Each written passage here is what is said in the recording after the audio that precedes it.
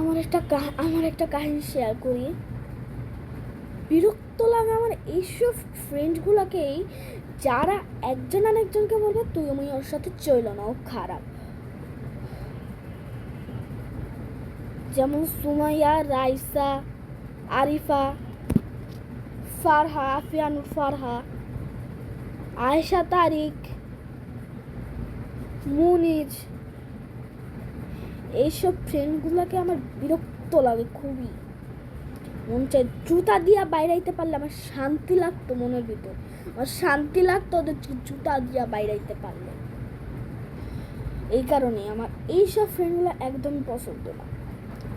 যখন ওরা আর মমিতার একটা কাহিনী বলি।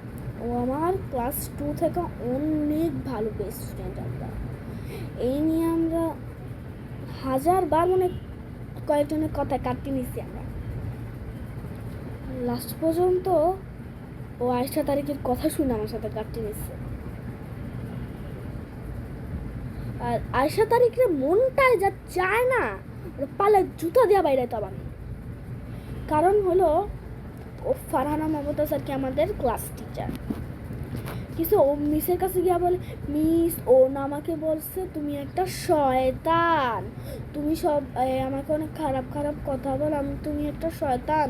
ওই বেয়াদব অসভ্য নির্লজ্জের কারণে আমার এখন থেকে আমি চশমা পরি। আমি মানে ভিডিওর সময় চশমাগুলো পরি না। কি হয়েছে ওই বেয়াদব এর জন্যে আমি লাস্ট বেঞ্চে বসে এখন।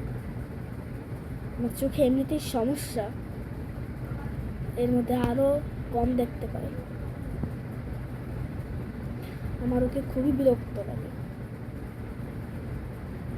স্কুলে যখন আমি এ শাখায় প্রথম গেছিলাম, আর কি আমি আগে বি শাখায় ছিলাম, এখন আমি এ শাখায়।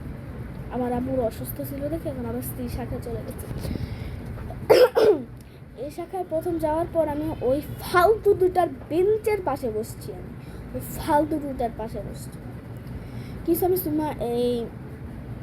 সুমিহাকে বললাম, তুমি কি আমার ফ্রেন্ড হবে? তখন তোর নাম আছে, তুমি কি আমার ফ্রেন্ড হবে? এইভাবে আঙ্গুলো বাড়াইছি, বলে হাতে আমি ধাক্কা দিয়ে বলে না আমি তোমার সাথে হব না।